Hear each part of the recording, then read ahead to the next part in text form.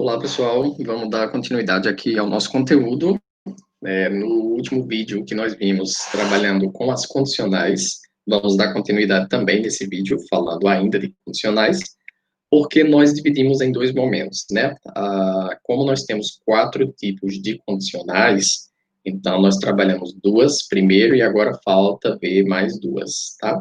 Então, basicamente, no último vídeo, nós vimos o que é uma condicional, e quais os tipos, tá? Então, basicamente, nós vimos que uma condicional, como o próprio nome diz, é uma sentença que expressa uma condição. No inglês, ela é feita geralmente por dois momentos, né?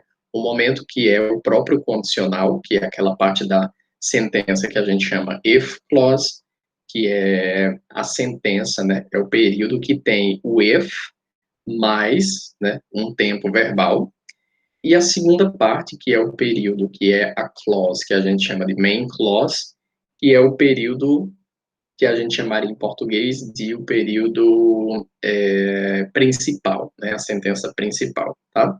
Então, a gente viu o tipo zero, que é aquele tipo formado, né, pelo presente, tanto na if clause quanto na main clause vai ter o presente simples, né, e nós já revisamos o presente simples naquele vídeo sobre todos os tempos verbais, né? Na first conditional, que é a primeira condicional, nós vimos que vai ser, né, presente e futuro, né? Na condicional agora vai estar o presente, vai ser if com o presente, mas a outra sentença tem que estar no futuro simples, com will, certo? E nós também revisamos o futuro simples, né, utilizando will, certo? Então, a 0 e a 1 são bem parecidas, porque a diferença é só porque na número 1, na first conditional, né, na primeira condicional, você vai trocar pelo futuro, né? E na zero, na zero conditional, tudo é presente. O que a gente vai ver hoje é a continuação. A ideia é a mesma, não é? De estrutura, de pensamento. Vão ter alguns detalhes para poder caracterizar cada tipo, que é o que você vai ter justamente agora. Olha só, a second conditional, ok? Nessa second conditional que você tem aqui, você vai ter o mesmo caso, nos balõezinhos azuis, você tem structure, usage and examples, ou seja, você tem a estrutura, você tem o uso e você tem alguns exemplos, tá ok? Então, basicamente, qual vai ser a estrutura? If, não pode faltar, sempre tem o if, tá ok? Depois eu vou mostrar alguns exemplos que podemos substituir o if por algumas outras palavras, mas basicamente é o if, é o que mais aparece, ok? Junto do if, agora, não vem mais o presente, como a gente viu nas outras, né? Agora vem o past simple, ok? Vai vir o passado simples. E aí nós também falamos do passado simples quando a gente falou na revisão dos tempos, né? Dos tempos verbais. O que é o passado simples? É o verbo, não é? Se ele é regular, ele termina em ed. Se ele é irregular, ele vai ter uma forma própria, né? Foi isso que a gente trabalhou lá no passado simples. Então, quando ele é regular, é tranquilo, porque ele termina em ed, então é fácil, porque a regra serve para todos os verbos regulares, mas se ele é irregular, a gente tem uma forma para cada um, né? Nós falamos disso nas aulas passadas. Ele aqui embaixo do past simple, ele mostra entre parênteses to be, use, were. Quando for o verbo to be, nesse caso, obrigatoriamente, você vai ter que utilizar o were. Tem que ser if com were, certo? Se esse verbo que apareça seja o verbo to be, a gente sabe que o verbo to be tem duas formas no passado, né? Pode ser was e pode ser were, mas quando ele é condicional, só pode usar were, independente do sujeito, tem que ser were, certo? Essa é a estrutura da if clause, né? Da sentença condicional que tem o if, tá certo? A outra parte da sentença, que é a sentença principal, ela vai estar escrita no que ele chamou aí de present conditional, que seria o presente condicional, né? Eu não chamaria de presente condicional, eu chamaria de, no português, seria o futuro do pretérito, né? Que seria justamente aí o uso entre parênteses, está embaixo, né? O uso do would, ou negativo, né? Wouldn't, certo? Mais um outro verbo. E esse verbo, ele diz aí, está na bare form, ou seja, está no infinitivo, certo? É o would com outro verbo. Nós também falamos desse would quando a gente estudou os verbos modais. Ele é um dos verbos modais, o would, tá certo? O que é que esse would faz no verbo? Ele é um verbo auxiliar e ele modifica o verbo que aparece na frente dele. Então, a modificação que ele faz é colocar o verbo no futuro do pretérito, como se fosse em português, né? O futuro do pretérito. É aquele ria que tem no final do verbo, por exemplo, andaria, venderia, compraria, estudaria. Todo esse ria que tem no final do verbo em português, no inglês a gente faz utilizando would, tá certo? Então, para que serve toda essa estrutura? Ela ajuda a gente a organizar a sentença, né? É importante porque ela nos ajuda a organizar a sentença, tá? Além disso, ela serve, né, para poder comunicar o uso, que é o uso, é o segundo balãozinho aí, ó, usage, que é o quê? Imaginary situations in the present or future, ou seja, situações imaginárias no presente ou no futuro, tá? Você usa geralmente para sonhar, né, para imaginar coisas, né, que podem acontecer, mas talvez estejam, né, muito longe de acontecer, né? Às vezes não são nem possíveis de acontecer, mas mesmo assim você ainda consegue imaginar, tá certo? Você consegue ainda pensar nisso, tá? Tanto no presente quanto no futuro, ok? Então, olha os exemplos. O primeiro pontinho, if I won $1 million, I would buy a new car. Em português seria, se eu ganhasse $1 milhão, eu compraria um carro novo. Então, veja só, a primeira parte que tem if, né, if, ela tem depois o sujeito, que é I, e o verbo won está de acordo com a estrutura lá em cima. Ó. Lá em cima manda usar o quê? Past simple. Então, won está no past simple. Tá? Ele está escrito no passado simples. Que verbo é esse, won? Won está no passado. Ele é o verbo when. Não é? No lugar do O tem a letra I. Então, when é o verbo que está, né, no, digamos, no infinitivo ou do presente, só que porque é second conditional, né, porque é a condicional número 2, então eu tenho que colocar isso no passado. Então, qual é o passado de when? Won. Então, if I won $1 million, né, se eu ganhasse $1 milhão. Então, eu, na segunda parte, né, eu compraria. I would buy. Buy é o verbo comprar, né?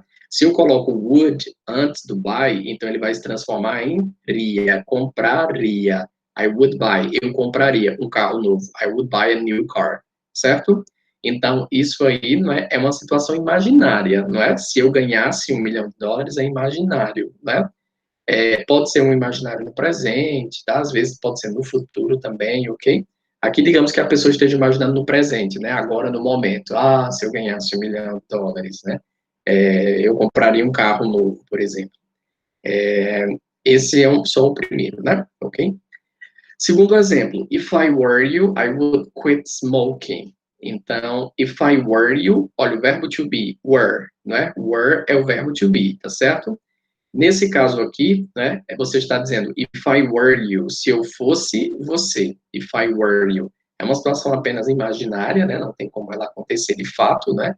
Você fica apenas imaginando. Então, if I were you, se eu fosse você, I would quit. Ou seja, aí podemos traduzir como parar. Eu pararia de fumar, né? Ou seria, eu largaria o cigarro. Pode traduzir de duas formas, ok? Então, do mesmo jeito, quit é o verbo, ele tem um sentido de você desistir de alguma coisa, sair, largar, né? Parar, desistir. Ele tem esse sentido, tá? Quit. Então, quando eu digo would quit, né? Pode ser assim. No caso aí é cigarro, né? O fumar, smoking, né? Então, aí pode ser como, por exemplo, parar de fumar. Então, parar e com would ficaria pararia, né? Eu pararia de fumar, certo? Então, if I were you, por que é were? Porque é verbo to be, sempre vai ser were. Você nunca vai usar o was, tá? Em português, esse were vai ser como pra gente o verbo fosse. Então, if I were you, se eu fosse você, eu pararia de fumar, certo? Mesmo jeito, situação imaginária, ok? Terceiro exemplo, if I were the president, se eu fosse o presidente. Então, é uma situação também imaginária, tá? É uma situação também imaginária, Do mesmo jeito, você pode estar aqui pensando no presente nesse momento. Ah, se eu fosse o presidente, né? If I were the president, I would lower taxes. Ou seja, eu baixaria, lower é baixar, abaixar, ou então diminuir, tá? Então, would lower seria, né, diminuiria, ou então abaixaria as taxas. I would lower, certo? Então, aqui, por enquanto, todos os três exemplos, né, foram escritos em primeira pessoa, né, I. Todos têm o sujeito I, tá certo? Agora ele vai mudar um pouquinho, né, o sujeito vai ser they, e ele vai inverter a ordem, tá certo? Ele vai colocar aí a ordem contrária. Lembre disso, quando você colocar a ordem contrária, essa vírgula que separa uma sentença da outra, ela sai, né? Os dois períodos ficam juntos, sem divisão pela vírgula, tá ok? Preste atenção nisso, porque acontece muito. Então, olha só, they would stay longer if they had more time. Então, eles ficariam mais tempo se eles tivessem... pode ser. Eles ficariam por mais tempo se eles tivessem mais tempo, né? Ou seja, eles demorariam, né? Eles demorariam se eles tivessem mais tempo. Então, aqui está trocado, né? O if foi lá para a segunda parte e a sentença principal veio para a primeira parte, mas isso não muda o sentido, né? Então, they would stay. Eles ou elas, né? Stay é o verbo ficar, permanecer. Então, they would stay, né? Ficar, ficaria. Se fosse permanecer, permaneceria, né? Would stay, certo? Longer é por mais tempo, né? Ou demorar. Então, eles ficariam por mais tempo, eles demorariam, if they had more time. Had, aqui, está no passado simples. Veja lá em cima na estrutura, não é? Tem que ser if, e o verbo tem que estar no passado simples, né? Past simple. Então, esse verbo aí, had, já está escrito no passado simples. Qual é a forma dele do presente? É have, ou has, né? Depende de qual é o sujeito, não é isso? Então, aí ele já está escrito no passado. Então, é simples. Se você vier do começo até agora, o que é que você tem? Na condição 0, você tem presente, presente. Na condição 1, você tem presente, futuro. E agora, na condição 2, você tem passado e o presente condicional. Ou eu gosto de chamar futuro condicional, tá? Então, você ajuda aí a memorizar com a estrutura, tá certo? Beleza? Essa foi a segunda. Vamos para a terceira. E última, essa é a última, a terceira condicional. Ela é a mais complicada, porque a estrutura precisa de mais itens, tá ok? Então, veja só agora na estrutura, ó, você vai precisar do if, e agora você vai precisar do past perfect. Agora a gente sai do tempo simples e vem para o tempo perfeito, né? Do aspecto simples e agora vem para o aspecto perfeito. A gente vem agora para o past perfect. Junto do past perfect, na outra sentença, você vai precisar do perfect conditional. Então, é muita coisa que vai requerer de você, tá? Então, você precisa do passado perfeito, que a gente viu na revisão dos verbos, né? E precisamos do perfeito condicional, tá ok? O que é isso? Tudo que for em inglês com o nome perfeito, né? Tempo verbal que tiver esse nome perfeito, é porque a gente vai utilizar o verbo have, certo? Como verbo auxiliar. Então, olha aí. A estrutura if mais past perfect. Quem é o past perfect? Que é o passado perfeito. Tem que utilizar, né, o had, que é o auxiliar, e, e um verbo principal no particípio. A gente vai já ver isso no exemplo, ok? Quem é o perfect conditional? Tá aí entre parênteses. Precisa do would de novo, ou então na negativa, né, wouldn't. Precisa do have, e ainda precisa de outro verbo no past participle. Esse past participle é aquela tabelinha também que nós vimos, né, dos verbos regulares e irregulares. Se ele é regular, é aquela mesma regra do ED. Se ele é irregular, tem sua própria forma. Aí preste atenção, porque os verbos irregulares você tem que aprender duas coisas, né?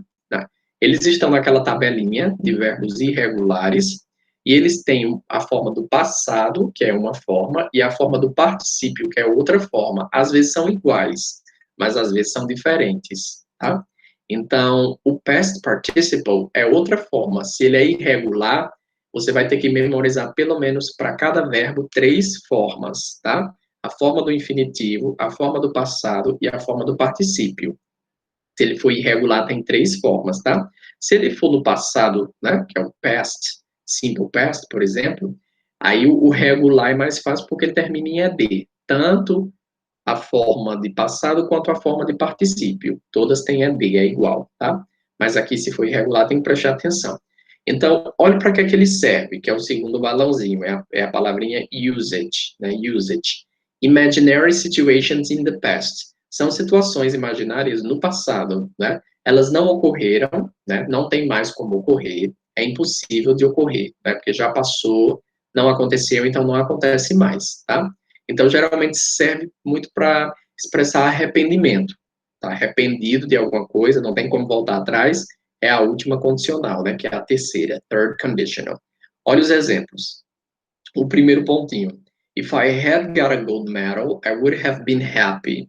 If I had got a gold medal, I would have been happy.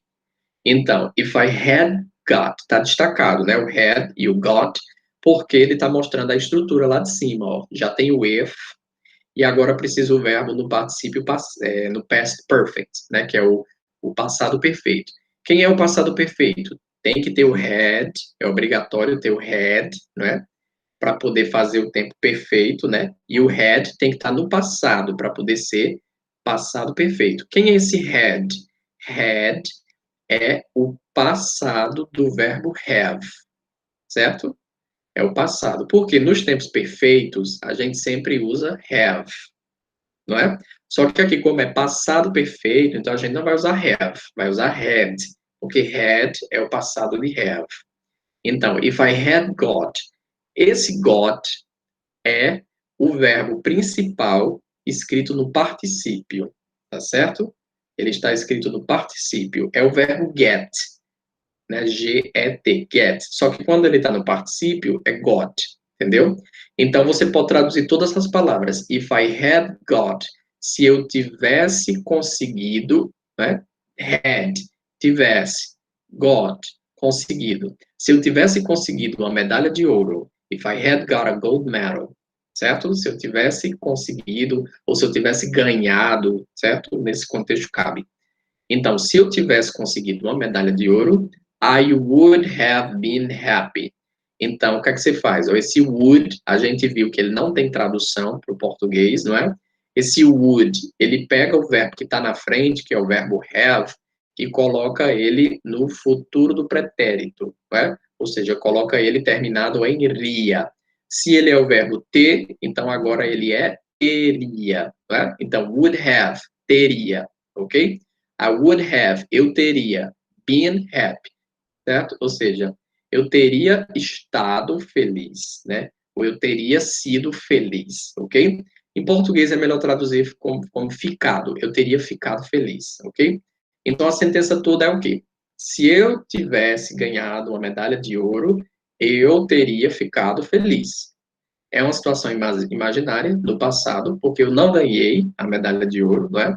Agora eu só consigo imaginar, e não tem como eu ganhar mais, né? Um arrependimento, talvez, né? Porque eu não me esforcei, né? Para ganhar a medalha de ouro, então agora é um arrependimento, por exemplo, ok? Vamos ver o segundo pontinho. If I had met Susan last week, I would have given her the book. Se eu tivesse encontrado Susan semana passada, eu teria dado a ela o livro. Então, significa que você não encontrou, né? Porque se você tivesse encontrado, você teria dado o livro, né? Se eu tivesse encontrado, eu teria dado o livro a ela. Então, eu não encontrei. É uma situação imaginária, eu estou imaginando, ok? Pode ser que eu esteja arrependido, pode ser que não, né? Depende do contexto, ok? Mas vamos para a estrutura, ó. If I had. Você está vendo que esse had é obrigatório, né? Olha, tem todas. Had. Tem todas, porque ele é que vai fazer o passado perfeito. Ele precisa estar aí, é obrigatório, ok? O verbo que está depois de had é o verbo que vai mudar, porque depende do contexto. Veja no primeiro exemplo, depois de had tinha got. Agora, depois de had, tem met. Entendeu? Só que esse met tem que estar no particípio. Que verbo é esse? É o verbo meet, com 2 S. M-E-E-T. Meet. Só que ele tem que ser escrito no particípio. Qual é o particípio de meet? É met. Tira um E. Fica só uma letra E. Então, if I had met, se eu tivesse encontrado Susan last week, Susan semana passada. Se eu tivesse encontrado Susan semana passada, I would have given. Veja que esse would e esse have também é obrigatório. Tá vendo que ele aparece nos três exemplos? Would have nos três exemplos, porque ele é obrigatório, ok? Quem é que vai mudar? É o verbo que vem depois do have, certo? Ele vai mudar para o particípio, né? Nesse caso aqui, você tem, ó, I would have, eu teria, né? Given, dado. Então, eu teria dado a ela, given her, the book, o livro, né? Então, eu teria dado a ela o livro, ok? Então, nesse sentido aí, o que é que você vai ter? Would have, que é obrigatório, né? Então, esse would have, em português, teria, eu teria, e esse given, né? É o verbo give. Só que ele está no particípio. Aí, no particípio, ele tem a letra N, né? Então, fica given, dado, é o verbo dar. Só que no particípio, dado, eu teria dado a ela o livro, ok? Terceiro exemplo. If the weather had been good, we would have gone. Aqui cortou um pouquinho, acho que não vai pegar tudo, não. Vai, deixa eu baixar. If the weather had been good, we would have gone water skiing. If the weather had been good, we would have gone water skiing. Aqui você pode mudar, esse exemplo não trouxe, mas você também pode inverter, tá? Poderia ser, we would have gone water skiing if the weather had been good. Pode também trocar de lugar, aqui não apareceu não, mas é possível. Então, if the weather, se o clima had been good, tivesse estado bom, ou tivesse sido bom, ok? Isso em inglês, beleza? Porque em português a gente diria, se o clima tivesse bom, né? Só que aí tem que ter em inglês o had, que é o tivesse, e tem que ter o outro verbo, ok? Que nesse caso é o verbo to be. Só que o verbo to be aí está no particípio, né? Por isso que ele está aparecendo como been. If the weather had been good, ok? Ou seja, se o clima, né? Se o clima tivesse estado bom. Pode traduzir só como se o clima tivesse bom, ok? We would have gone. We would have. Nós teríamos gone. Ido. Nós teríamos ido esquiar na água. Ou andar de jet ski, enfim, né? E aí vai a tradução, ok? Veja que a estrutura de todas é a mesma. A estrutura serve justamente para isso, não é? Para poder fixar. E aí a gente vai mudando só alguns locais específicos, tá ok? Essa é a parte de teoria, depois tem um exercício lá para vocês fazerem, tá ok? E depois, né, eu já marquei com vocês lá um momento para a gente se encontrar e resolver, tirar dúvidas, tá? E ver como é que isso acontece na prática, tá ok? Então, por hoje, é só.